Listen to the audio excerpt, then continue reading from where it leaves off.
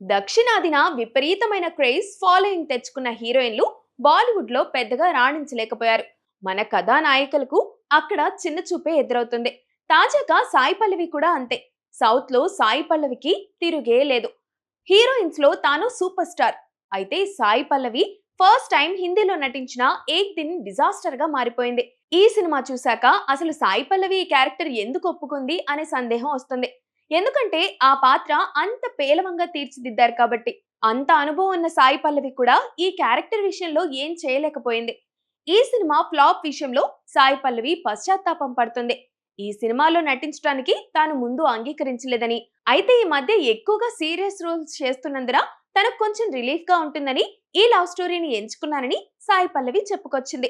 Hollywood classic before sunrise cinema అంటే తనకు చాలా ఇష్టమని, ఆ ఛాయలు ఈ కథలో ఉన్నాయన్న కారణంతోనే ఈ సినిమా చేయడానికి అంగీకరించానని అంటుంది సాయి పల్లవి.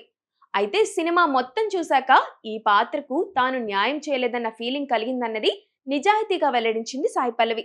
తాను కూడా హుషారుగా నటించే మరో హీరోయిన్ అయితే న్యాయం చేసేదని, ఇదే విషయాన్ని తాను అమీర్ ఖాన్ తోనూ చెప్పానని సాయి పల్లవి అన్నారు. నిజానికి ఏక్ దిన్ కంటే ముందు సాయి పల్లవికి హిందీ నుంచి చాలా ఆఫర్లు వచ్చాయి, కానీ చేయలేదు. అమీర్ ఖాన్ తనయుడి సినిమా కాబట్టి ఏక్ దిన్ లో నటించడానికి ముందుకొచ్చింది. కానీ ఫలితం మాత్రం రాలేదు. కొంతమంది తమ సినిమా ఎంత ఫ్లాప్ అయినా ఒప్పుకోవడానికి రెడీగా ఉండరు. మంచి సినిమానే ప్రేక్షకులు ఆదరించలేదు అని నెపమంతా ఇతరులపై నెట్టేస్తారు. కానీ సాయి పల్లవి అలా చేయలేదు. తప్పంతా తనపైనే వేసుకుంది. మొత్తానికి తన సినిమా డిజాస్టర్ అనే సంగతి సాయి పల్లవి ఒప్పుకుంది. ఇక మీదట తన ఇమేజ్ కి తగిన పాత్రల్ని ఎంచుకుంటే ఇలాంటి తప్పులు పునరావృతం అవ్వవు.